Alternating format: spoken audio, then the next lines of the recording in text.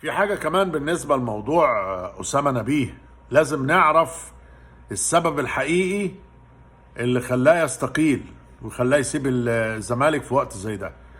لازم من حق الجمهور الزملكاوي وجمهور مصر كله يعرف مدرب أو مساعد مدرب ناجح ووطني ومصري يستقيل. مين اللي طفشه؟